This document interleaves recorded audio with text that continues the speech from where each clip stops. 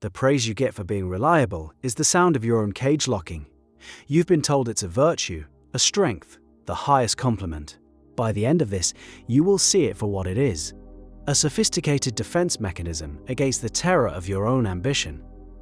This is the precise reason executing someone else's plan feels safe, and launching your own feels like an existential threat.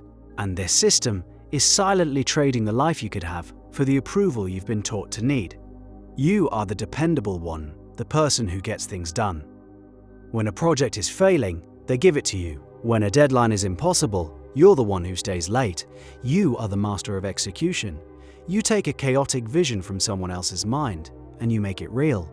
You build the bridge, you code the software, you organize the event, you deliver, and you are praised for it. That praise is a powerful sedative. It soothes the part of you that wonders if you should be designing the bridge, not just building it. It quiets the voice that asks why you're always executing someone else's blueprint. Every thank you receive for being the rock, for being so organized, reinforces the identity. It feels like respect. It feels like value. But the value is conditional. You are valued for your function within someone else's system. You are the most critical gear in the machine, but you are still a gear. Your role is to turn when you're told perfectly and without complaint. The praise is payment for your compliance. It's a reward for taking your own ambition, your own chaotic and terrifying ideas, and putting them aside to serve a safer, pre-approved purpose. You've become an expert at managing other people's risk. The silent agreement is that you'll never introduce your own. But that's only the surface layer of this transaction. The real mechanism is colder, and it operates at the level of the soul.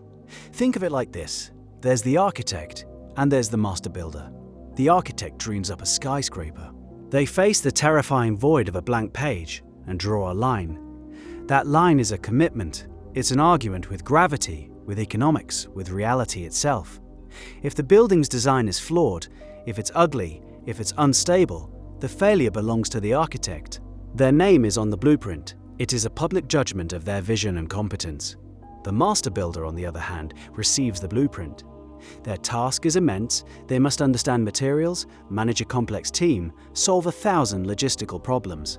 Their skill is profound, but their domain is execution. If they build the skyscraper exactly to the architect's flawed specifications, and the building fails, who is ultimately held responsible? The architect? The builder's reputation for craftsmanship might even be enhanced. People will say, the design was a disaster, but the construction was flawless. You have chosen to be the master builder. You've spent your life perfecting the craft of execution. You can read any blueprint, work with any material, and deliver a flawless result. This insulates your identity from catastrophic failure. When the project you poured your life into gets cancelled, the story you tell yourself is that the market changed, or leadership pivoted. The vision was flawed. Your execution was perfect. You are safe. Your core sense of self, your competence, remains untouched. You can walk away from the wreckage with your professional dignity intact, ready to receive the next blueprint. What you've really done is outsource the risk of failure to the architect. You let them face the terrifying abyss of the blank page, while you work comfortably in the world of defined problems. But this safety is a trap. It shields you from the judgment of failure, but it also denies you the singular ownership of success. This brings us to the core of the exposure that comes from one simple sentence. This was my idea. Say it out loud. Feel the weight of it. That sentence transfers all the risk from the architect to you. The blueprint is yours. The line you drew on the blank page is now a thing in the world, and the world will judge it. And you. This is the moment the reliable one, the master executor, will do anything to avoid. You'll suggest the idea in a meeting so subtly that your boss thinks they came up with it. You'll write a detailed proposal and label it a thought starter for the team, diffusing ownership. You'll become a great number two, the conciliary who whispers in the king's ear but never wears the crown. Because if the king is deposed, the advisor can always find another king. If the king triumphs, the advisor gets to stay safely in the shadows. When your own idea fails, it feels personal in a way that executing a failed project never does.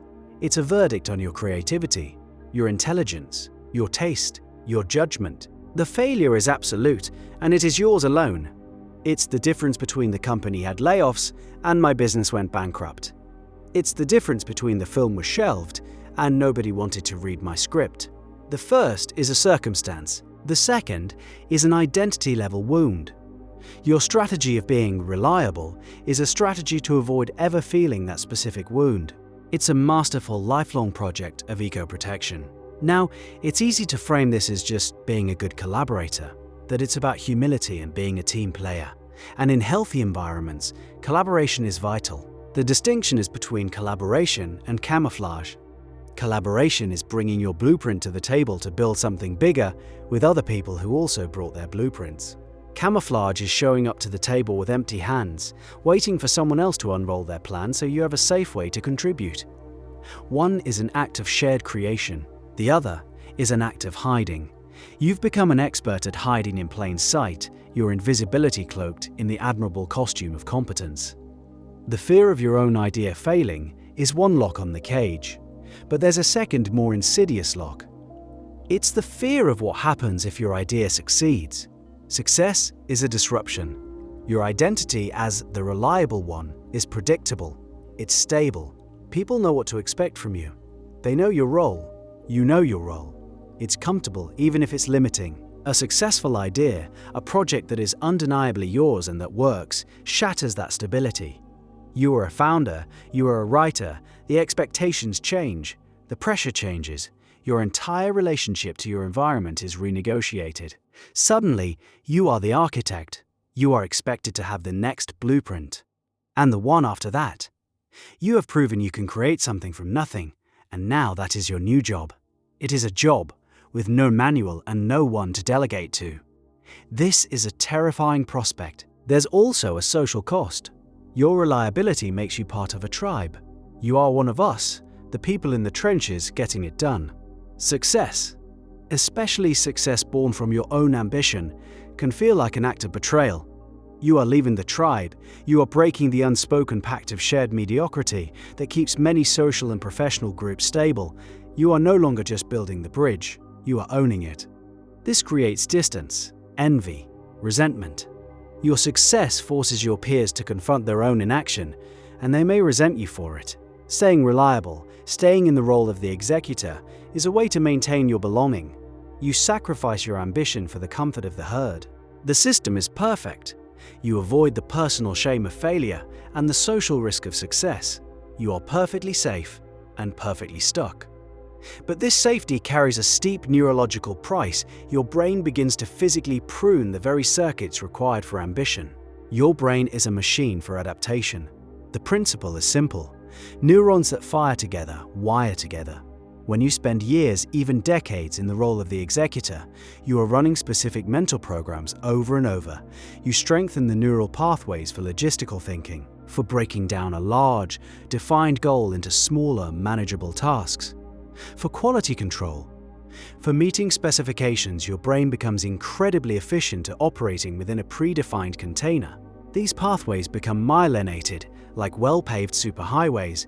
Information travels down them quickly and with little effort. This is why you are so good at what you do. Meanwhile, the pathways for divergent thinking, for radical ideation, for tolerating ambiguity and taking unscripted action are used less and less.